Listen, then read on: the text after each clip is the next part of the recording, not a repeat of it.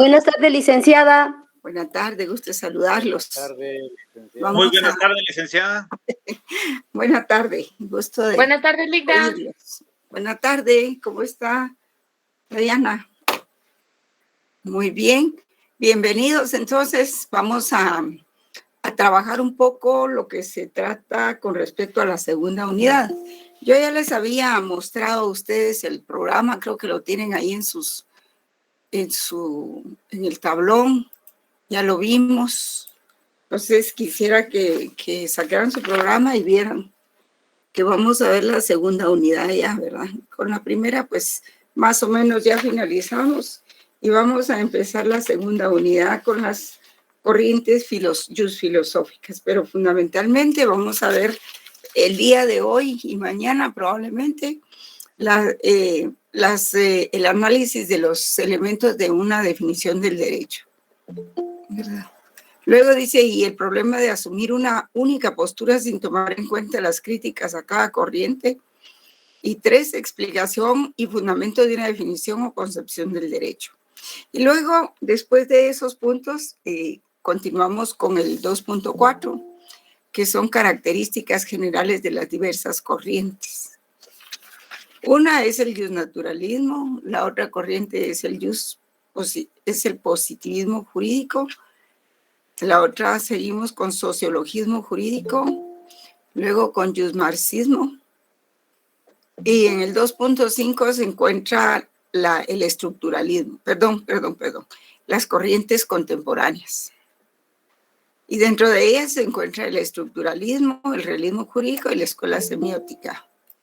Bien, entonces vamos a iniciar destacando pues los elementos de una definición del derecho y el problema de asumir una única postura sin tomar en cuenta las críticas a cada corriente. Voy a exhibirles una pequeña presentación. Ustedes me dicen si ya estará en sus pantallas. Muy bien. Bueno. Entonces, vamos Ya la tenemos, licenciada. Ya la tienen, ¿verdad? Vaya, Sí, les agradezco mucho. Pues aquí empezamos, como les decía, la segunda unidad. Y vamos a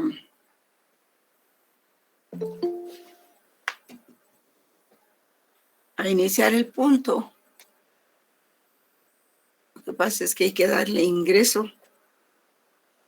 Si digo a las 6:30, todavía entran después de las 6:30. Bueno.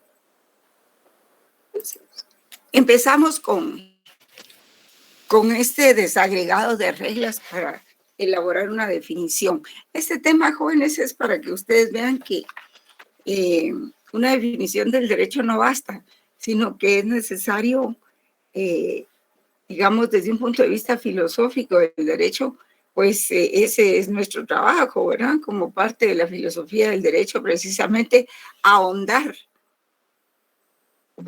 en la definición del derecho ontológicamente, ¿verdad? ¿Qué es el derecho como ente? Y por eso es de que tenemos que dedicarle un capítulo ahí, tal vez un pequeño punto de nuestros temas, porque es filosofía del derecho, entonces no podemos dejar de analizar este punto. Entonces vamos ahí ustedes pueden ver donde dice que existen reglas para elaborar una definición del derecho. Y pues básicamente se refiere a que definir significa precisar con claridad y exactitud los caracteres tanto generales y diferenciales de una palabra o de un concepto. En el presente caso, pues vamos a analizar ese concepto de derecho que es tan amplio. Aparentemente no lo es, pero sí tiene mucho que hablarse de eso. Y no obstante esto, pues desde un punto de vista no solo del diccionario, ¿verdad? Definir es más que lograr la precisión de dichos caracteres, sobre todo tratándose de un concepto como el de derecho. Dado que lo que se persigue es colocarlo en su verdadera dimensión, en su verdadero lugar, en el orden de los conocimientos. Así como también señalar su fundamento y las conexiones con otras análogas disciplinas conforme a su esencial naturaleza. Y de tal suerte que existen algunas reglas, ¿verdad? En primer lugar, como ustedes pueden ver ahí, debe ser breve pero completa. A veces esto de la brevedad del derecho o de la definición del derecho es un poco relativa, ¿verdad? Porque al elaborar una definición del derecho, pues se debe indagar de modo sistemático sobre la explicación de un concepto, porque vamos a estudiar el derecho dentro de un sistema de normas, un sistema de leyes, un sistema de principios, un sistema de valores. O sea, a eso se refiere el sistema, ¿verdad?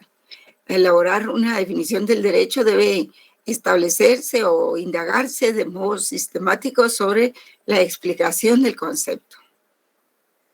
Y esa pregunta o esa investigación o indagación puede darse desde distintos puntos de vista, según sea el tipo de la definición que pretendamos. Entonces tenemos que hay definiciones nominales. ¿Nominales a qué se referirá? Pues se refiere al nombre propiamente. Reales, que se refiere a la realidad concreta en donde se está estudiando el término. Analíticas porque pues cuando se utiliza el método, la metodología de análisis, seguramente que es lo que estamos haciendo aquí, se desagregan o se desmenuzan, para hablar en términos coloquiales, ¿verdad? Todos los elementos en sus diferentes partes y se estudia en sus diferentes partes el término. Y sintéticas o en síntesis, porque también para hablar de derecho sintéticamente hay que hacer una buena labor de síntesis que englobe la esencia y los elementos más importantes del tema o problema que se va a definir. Entonces, estas persiguen algunos rasgos, ¿verdad? Porque en este caso lo que se busca con la definición no es solo precisar alguno o varios de sus elementos, sino orientarnos sobre su naturaleza, sus fines y conexiones funcionales. Es decir, llevar a cabo la transformación de un concepto que, aunque es inexacto y vago, empleado en algún ámbito o por otro, cambiarlo, transformarlo de un término vago a uno más preciso y exacto que pueda ser utilizado en la mayoría de las ocasiones en que se usa dicho concepto. Por ejemplo, si yo digo, no sé si ustedes conocieron las aulas del S2 cuando teníamos clase presencial. Teníamos una aula que era la 114, la 108, en fin, que eran numerosísimas, ¿verdad? Especialmente la sección B se le ubicaba en una de las secciones del tercer nivel porque siempre ha sido muy grande y ahí como que se aglutinan varias secciones. No sé por qué, pero cuando se hace la asignación creo que se aglutinan 2 o 3 secciones de las que vienen, que están vigentes hasta sexto semestre, me parece. Entonces teníamos un aula, y si yo, por ejemplo, hablo del concepto aula, pues aula podría decirse así en una forma muy simple, pues es la sección B, en el salón 214 o 314.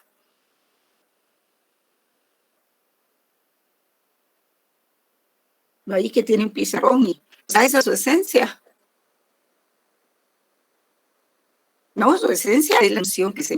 Por ejemplo, Es un aula en donde se agrupa un número determinado de estudiantes para estudiar, precisamente para iniciar el proceso de enseñanza-aprendizaje de cursos determinados en un pensum de estudio, ¿verdad? Que es el pensum de derecho.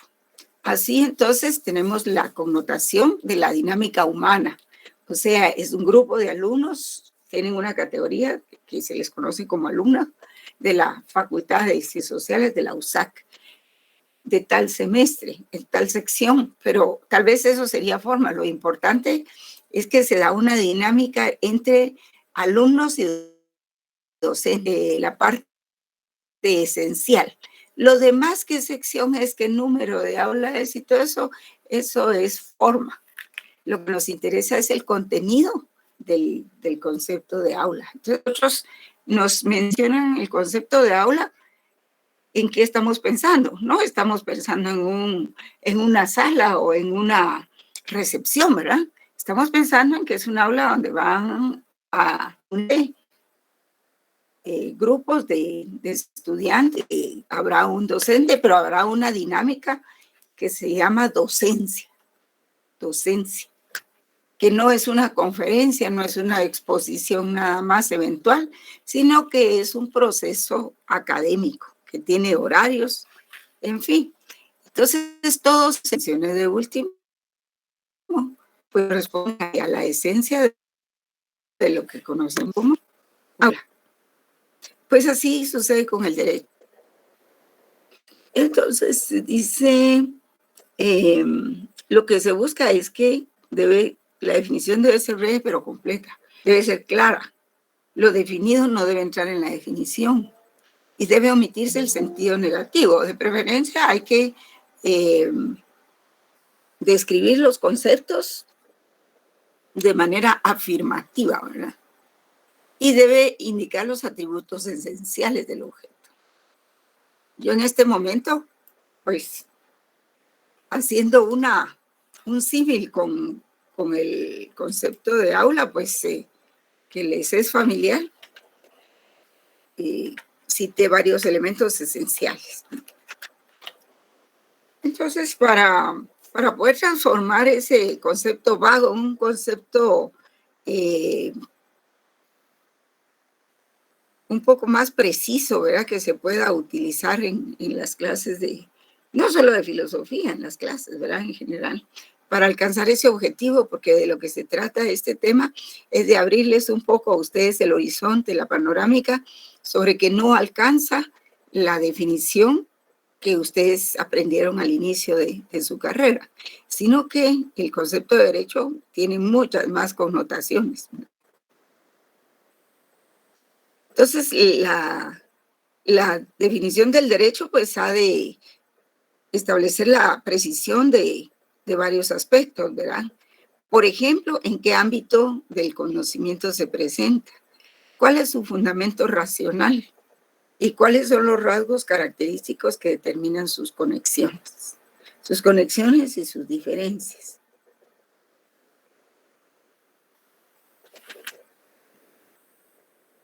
Y por supuesto, eso es lo que va a pasar, es de que nos va a presentar obstáculos, dificultades para poderlo definir.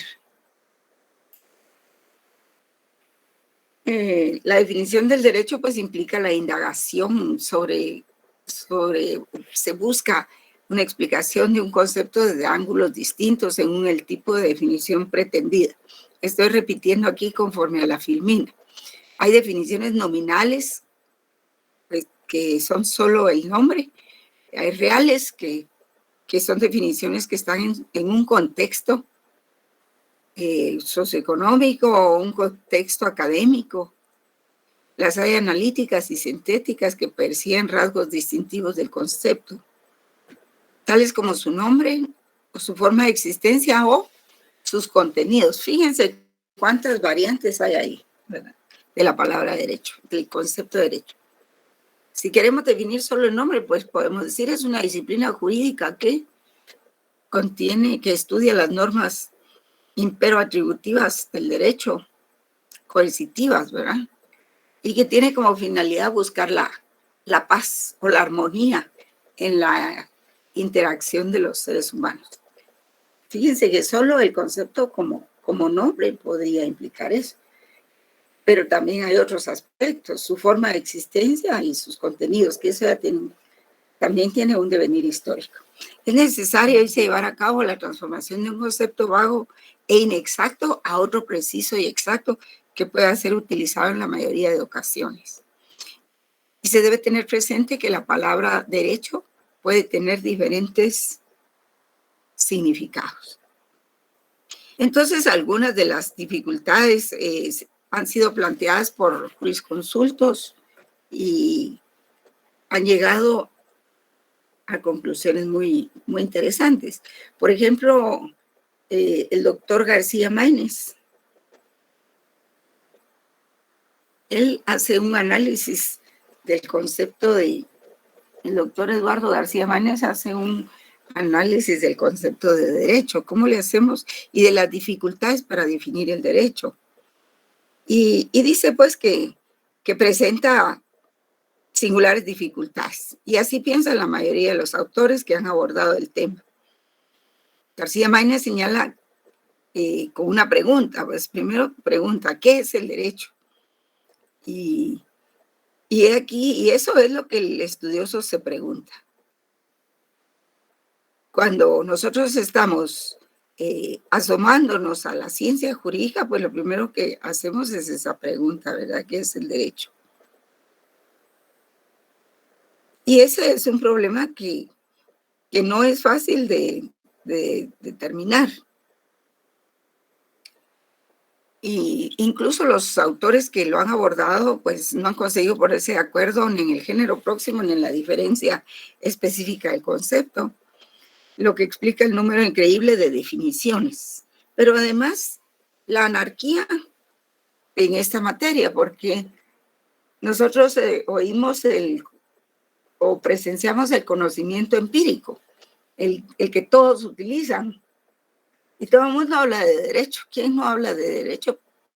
Y no necesariamente lo hacen en forma precisa, sino lo usan a veces como sinónimo de justicia o como sinónimo de algo que debía ser, o incluso como sinónimo de un bien colectivo, ¿verdad? O sea, hay tantos usos de la palabra derecho. Distinto es cuando uno ya lo estudia científicamente. Y otros juristas llegan incluso a la conclusión de que es imposible definir el derecho, ¿verdad? Pero eso no es totalmente cierto.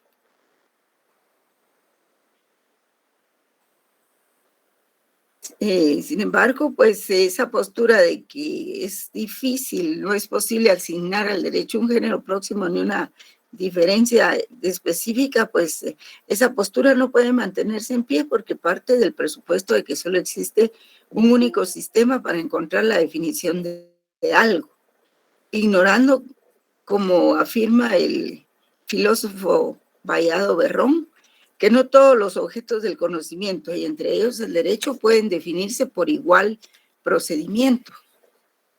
Definir, pues, es tarea de las ciencias, y al existir varios tipos de ciencias, es lógico que haya también diversas formas de alcanzar la definición del derecho.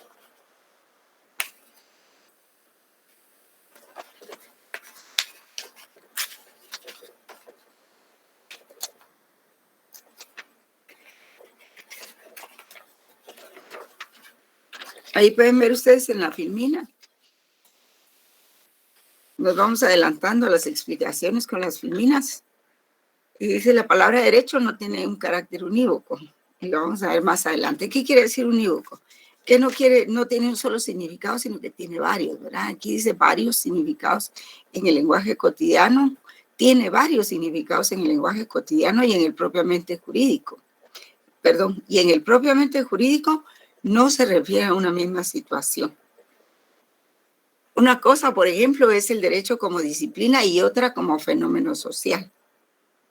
Y otra como cuando vemos el derecho desde un punto de vista deontológico, o sea, desde la teoría de los deberes, como debe ser. Y ahí es donde se relaciona con la ética. y se relaciona con la moral. También lo podemos ver desde el punto de vista de la justicia, ¿verdad? Y nos damos cuenta que no todo el derecho es justo. Y a veces es arbitrario, el derecho es arbitrario, no tiene nada que ver con la justicia.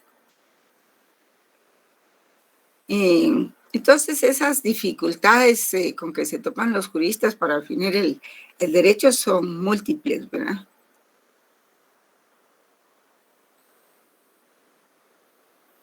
Todo el mundo piensa que hay una definición única y universal del derecho, pero no. El filósofo Carlos Nino señala que dichas dificultades parten de la concepción del derecho como una relación que se da entre el lenguaje y la realidad, misma que impide contar con una idea clara sobre los presupuestos, las técnicas y las consecuencias que han de tenerse en consideración cuando se define una expresión lingüística, en este caso la palabra derecho, o sea, la asociación de la realidad con el lenguaje. Porque el lenguaje se fue desarrollando conforme iba desarrollándose el pensamiento, pero hay una relación dialéctica entre lenguaje, pensamiento y lenguaje. Y uno sirve para desarrollar el otro, y en la medida en que el individuo fue conociendo su medio natural, su contexto, entonces le fue dando nombres a cada cosa.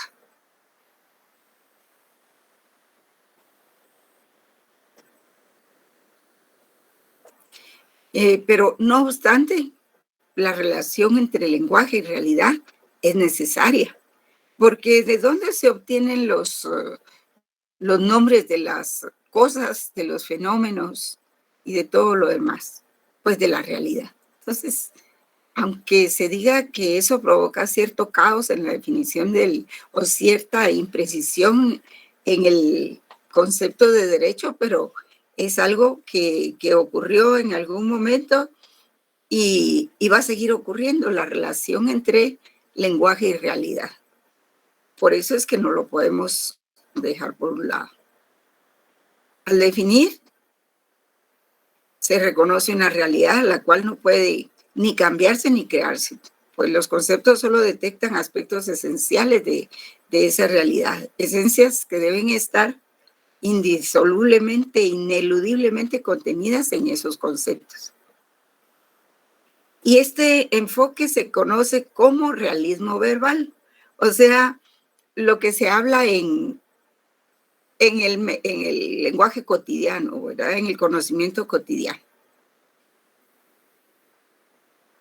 Y ese concepto, esa definición, pues es válida, ¿verdad? Porque está en el intelecto de las personas y está en la naturaleza intrínseca de los fenómenos denotados en esa expresión. Por supuesto que el realismo verbal hace del trabajo definitorio una tarea de simple reconocimiento de ciertos aspectos de la realidad. O sea, las cosas ya existen ahí. Lo que hace el realismo verbal es darles nombre de acuerdo a sus características. Y sus características pues van a ser lo que conforma su esencia. Pero claro que uno se pregunta, ¿verdad? ¿Cómo no hacer esta labor de definir todo si es un ejercicio intelectual necesario, pero es sumamente subjetivo? A veces no siempre los mismos conceptos corresponden a los mismos significados. Cambian, ¿verdad? O se vuelven relativos. Entonces, ¿quién posee el monopolio? Nos preguntamos quién posee el monopolio de la verdad para decirnos, por ejemplo, que esta persona sí captó ese concepto o esa definición que expusimos de derecho y otra no. Es muy subjetivo. ¿Y qué criterio objetivo se utilizará para distinguir lo esencial de aquello que no lo es? Y esta postura pues ha generado buena parte de dificultades para definir el derecho porque persigue casi de modo metafísico, o sea, el origen abstracto de las cosas. Una esencia que constantemente se nos está escapando de las manos, ¿verdad? Y que es necesaria para obtener una definición única de lo jurídico. Pero por eso mismo es que no podemos tener una definición única de lo jurídico. Ese mismo autor, Carlos Nino, en contra de, acepta pues esa realidad. Y acepta también que esa relación que existe entre el lenguaje y la realidad pues es arbitrariamente establecida por los seres humanos. Y eventualmente sirve mucho para evitar algunas confusiones. Es necesaria, ¿verdad? Como decir un mal necesario. Entonces, de tal suerte que las cosas solo tienen propiedades esenciales en la medida en que los hombres hagan de sus propiedades condiciones necesarias para el uso de la palabra. Y esa decisión puede variar. Así, al estar frente a una palabra como derecho, resulta útil darle un significado. Si lo que pretendemos es describir los fenómenos implicados en tal expresión, igualmente y sin perjuicio de elaborar un concepto original o más preciso de la palabra, debe investigarse el significado de la misma en el lenguaje común, lo cual nos ayuda pues a descubrir distinciones conceptuales importantes que se presuponen sin tener conciencia de ellas. Y cuyo desprecio puede provocar el resultado que no se quiere, ¿verdad? O sea, dar lugar a pseudo cuestiones filosóficas que nos pueden equivocar en nuestro afán de querer buscar la razón de ser del derecho.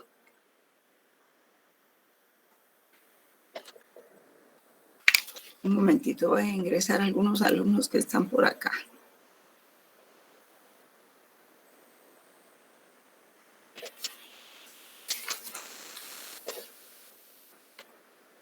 Entonces llegamos a la conclusión de que nuestro sistema teórico requiere estipular un significado más preciso que el ordinario para el derecho.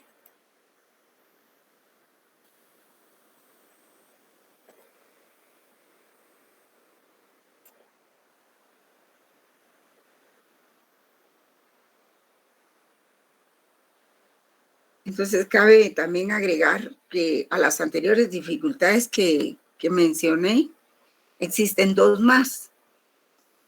La primera tiene que ver con la palabra misma, derecho, y la segunda tiene que ver con el enfoque científico y la posición teórica adoptada por los distintos juristas o estudiosos del fenómeno jurídico en general. Vamos a ver si estamos al día con las filminas. Sí, aquí estamos.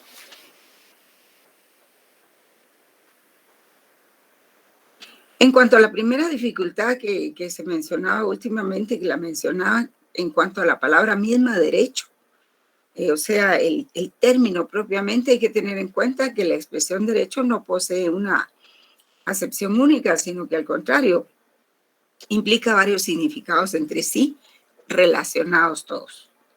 Y esta ambigüedad o analogía se nota en la singular particularidad de la palabra derecho, que designando el conjunto de fenómenos jurídicos es también nombre de la disciplina científica que los estudia, ¿verdad?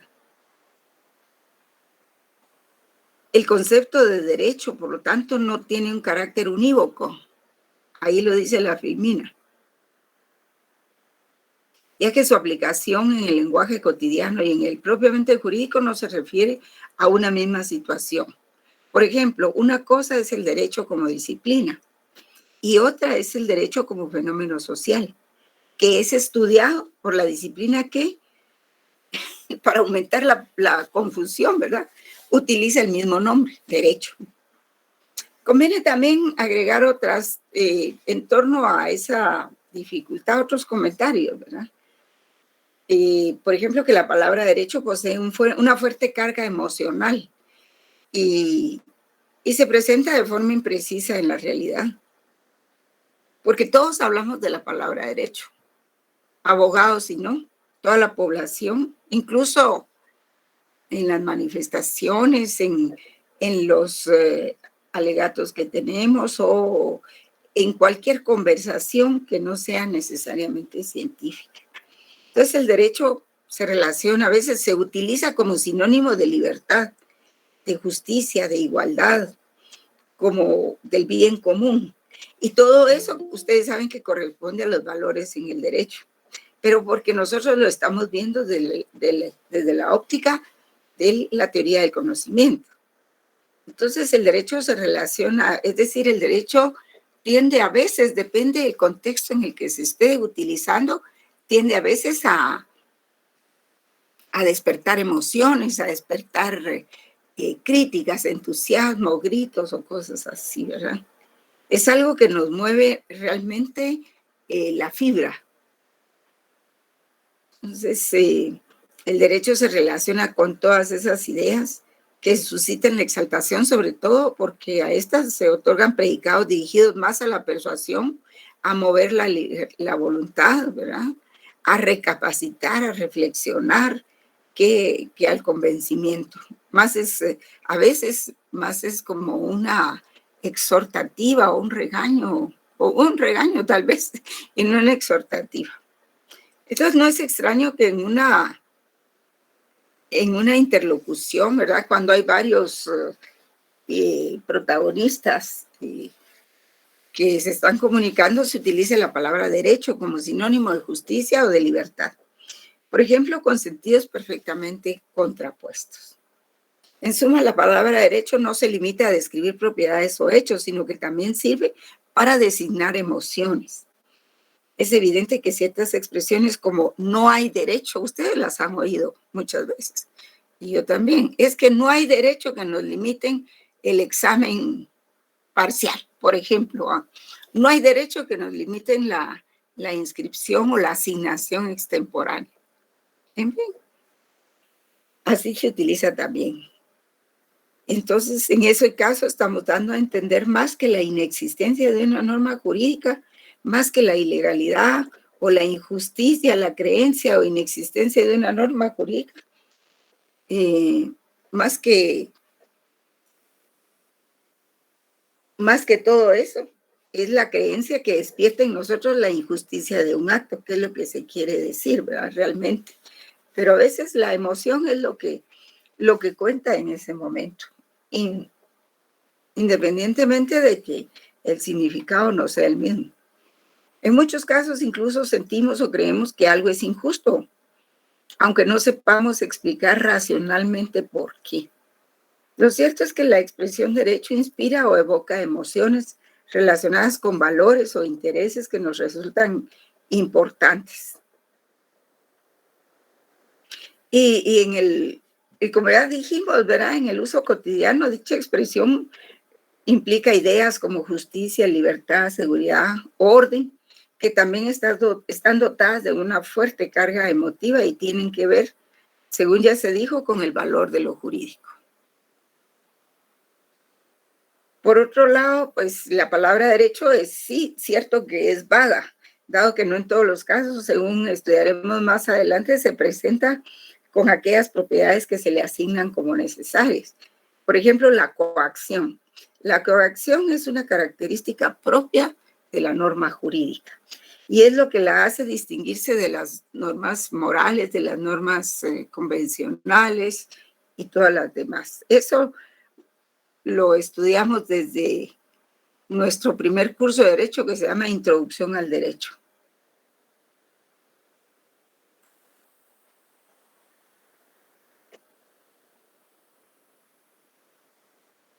Y la coacción, pues, es una nota singular de las normas jurídicas.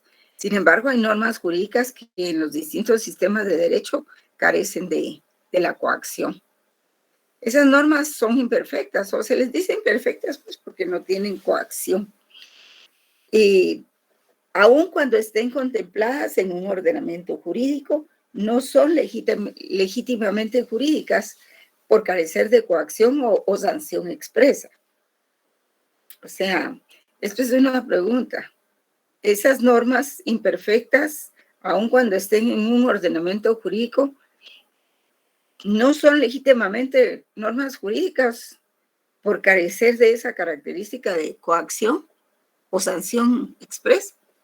Pregunto si son derecho. Bueno, evidentemente el derecho comprende más que normas coactivas y por esto la expresión derecho, que puede aludir indistintamente a normas programáticas, enunciativos y principios, es decir, que carecen de sanción específica esas normas. No obstante, se encuentran regulados, se encuentran contempladas en un ordenamiento jurídico coactivo concebido como un todo. Entonces, lo que les quiero decir, jóvenes, es de que la coacción no es la única norma, no es la única característica para que sea derecho, porque por derecho entendemos muchas cosas.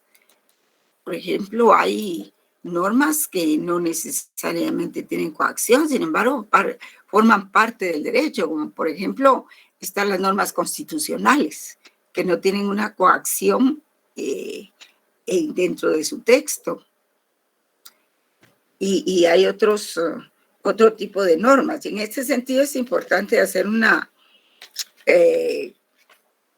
una cita de dos autores. Tenemos Herbert Hart y Ronald Dworkin.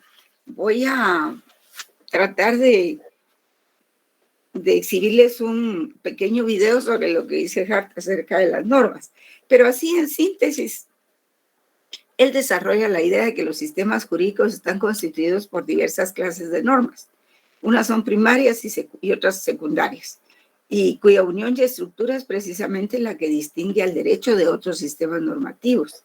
Y este autor piensa que además de las normas jurídicas propiamente dichas, normas de conducta o reglas primarias de obligación, conforman el derecho otros tres tipos de reglas denominadas secundarias.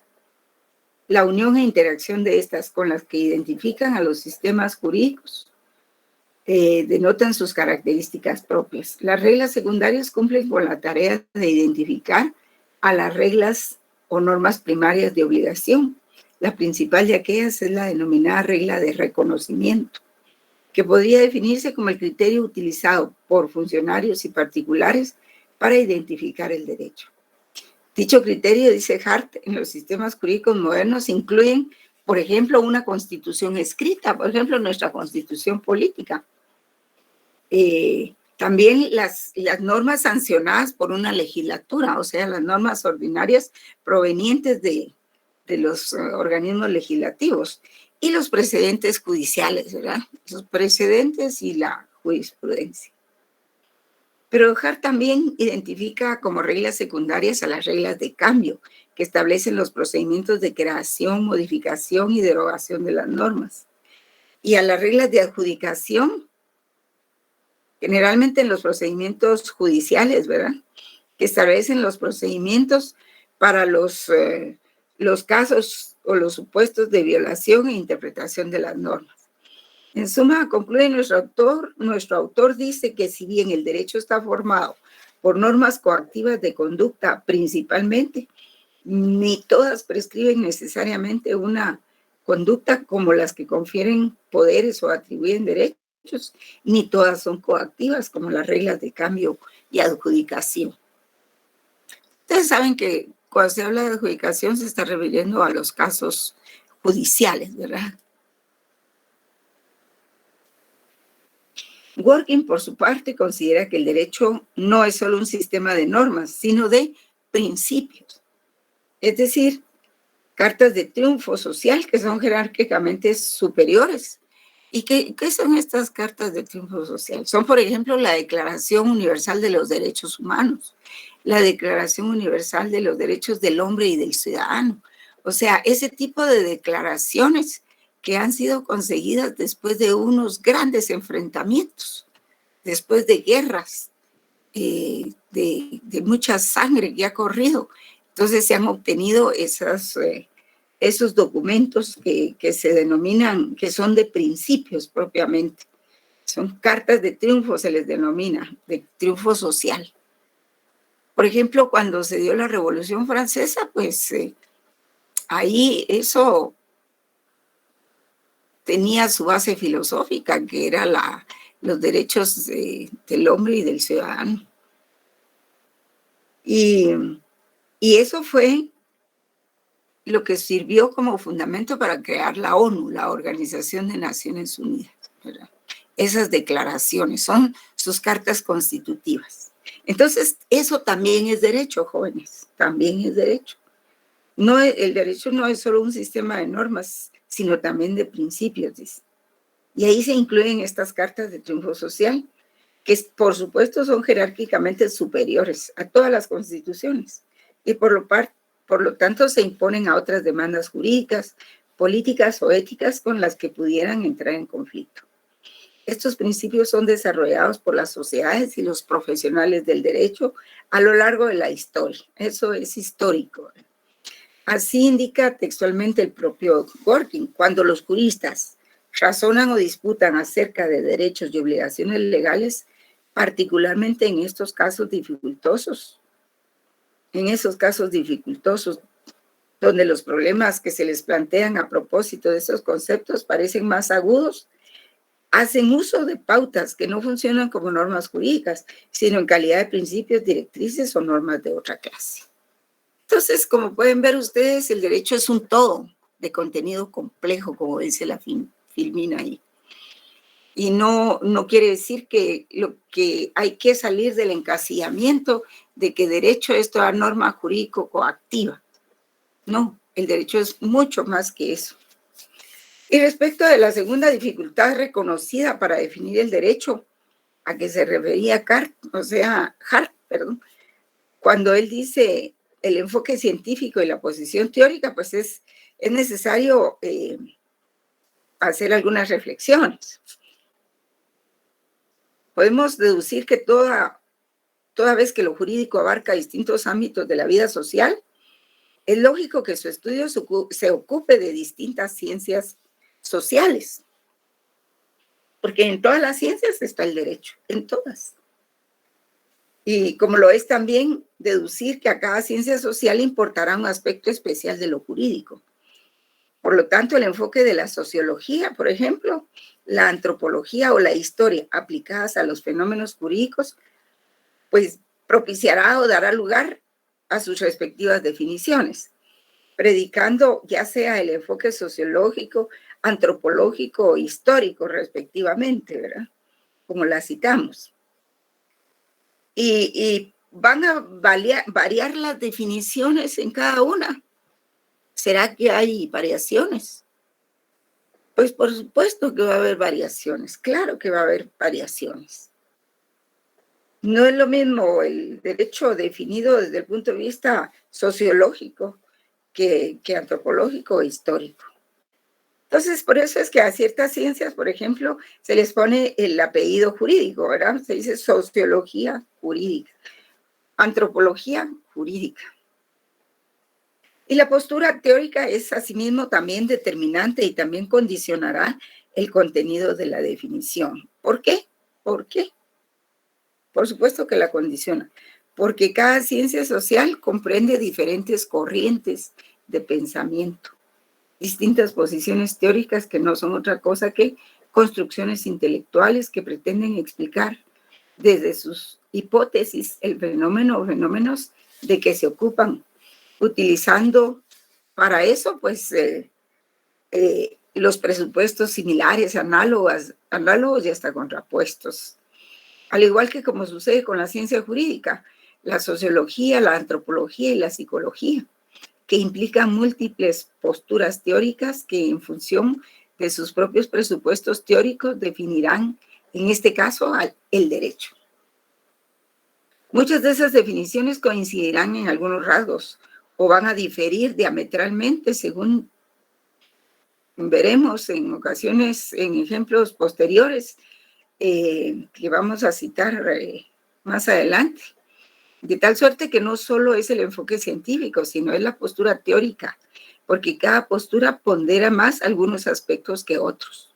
lo que influirá determinantemente en la definición del derecho. Y esta definición delata la posición teórica que obviamente ha condicionado el contenido o predicado del concepto en cuestión. Sí, por eso es de que hay muchas definiciones de derecho.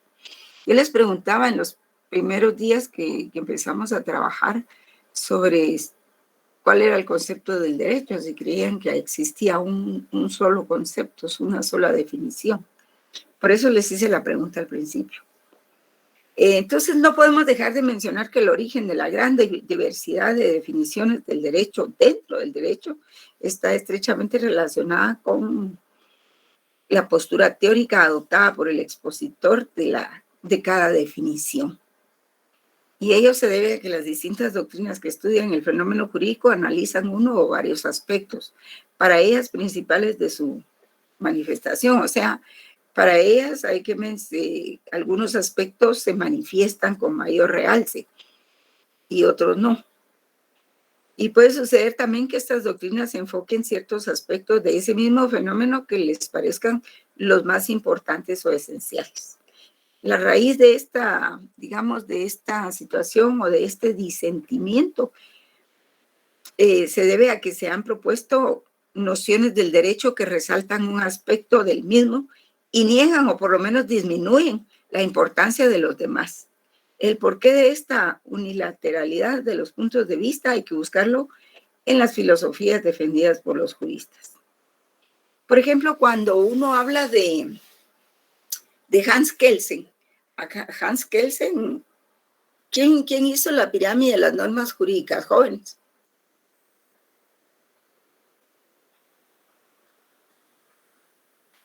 Kelsen.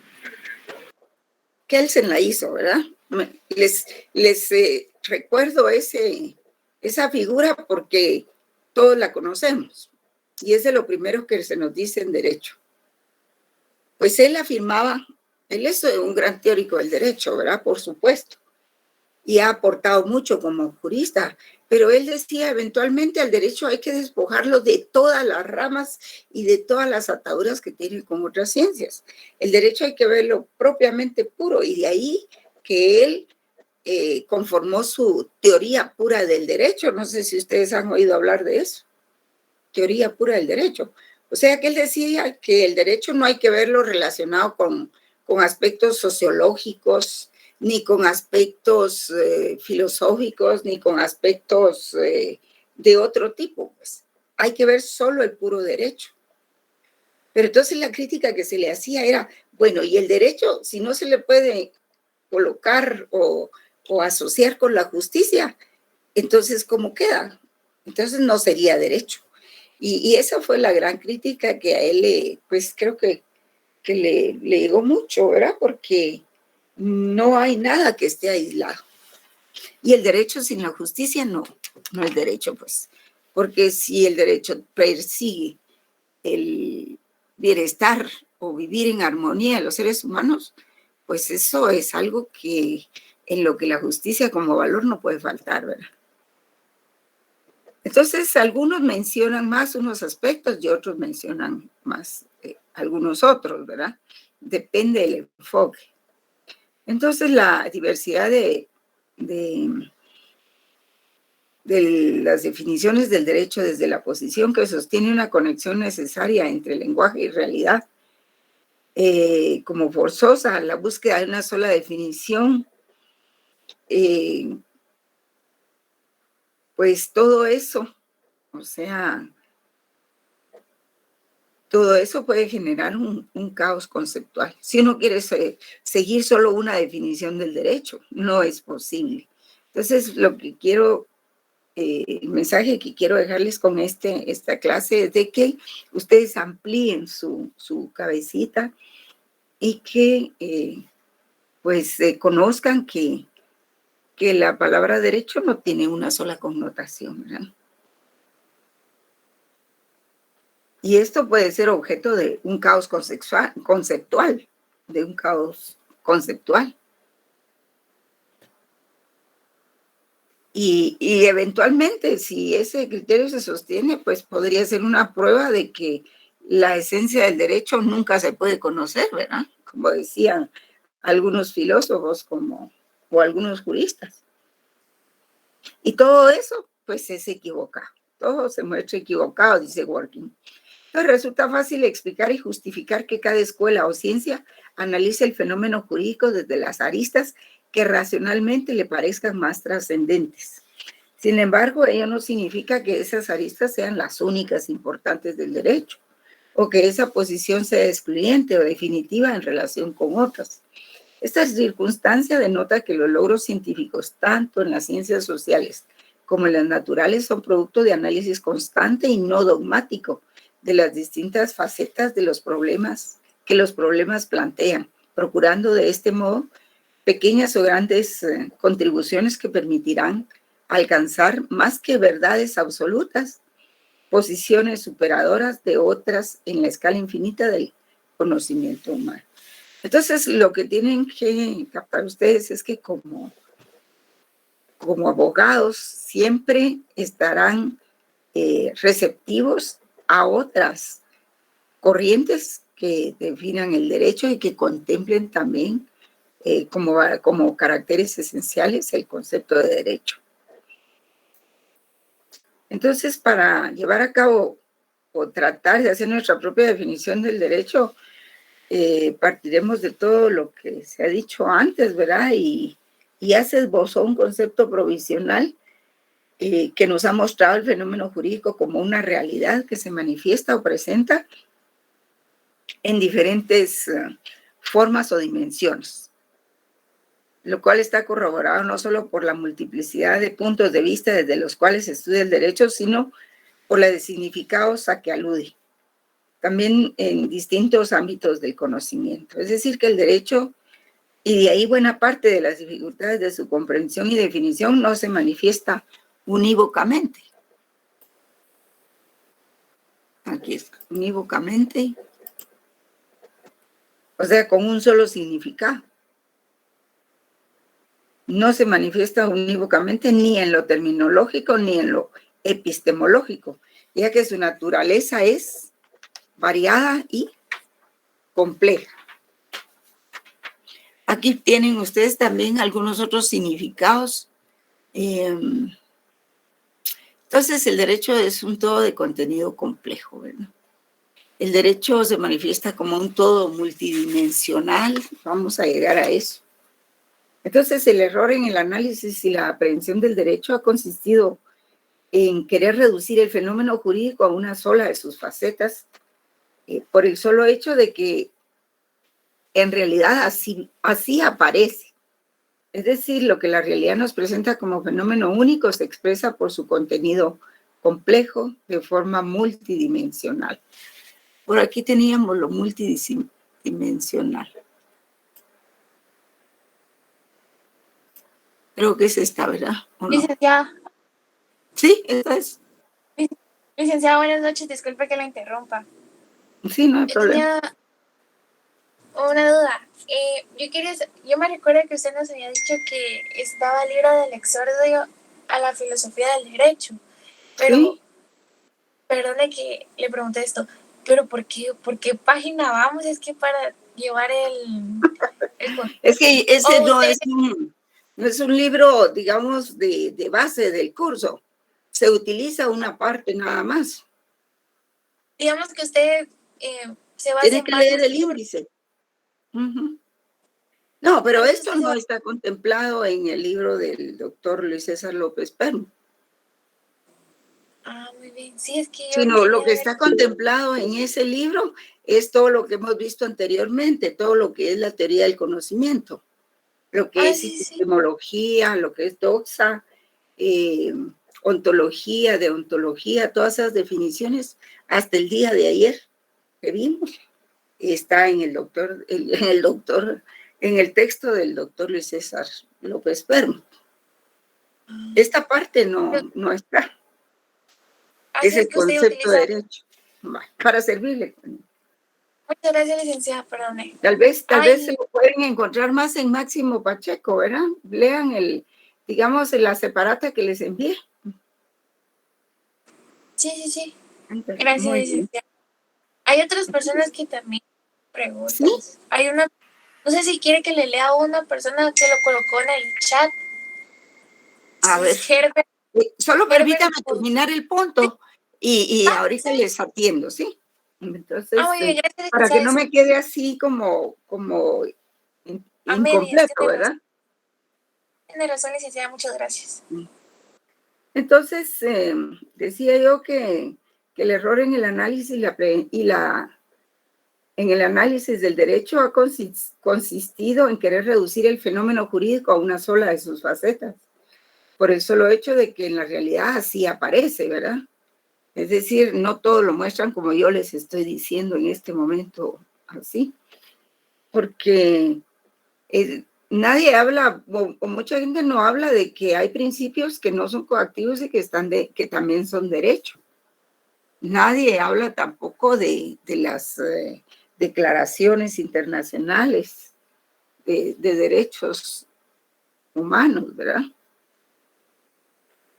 Y por eso no se expresa el contenido complejo multidimensional del derecho. Y entonces negar el contenido complejo del derecho es provocar en buena medida un caos y es causa de confusiones. Porque si el derecho es un todo de contenido complejo, como cualquier todo que se traduce en dimensiones distintas pero complementarias o complementadas, o dimensiones unidas, entrelazadas en lo fundamental, es claro que esa complejidad dificulta su comprensión, pero de ninguna manera la hace imposible.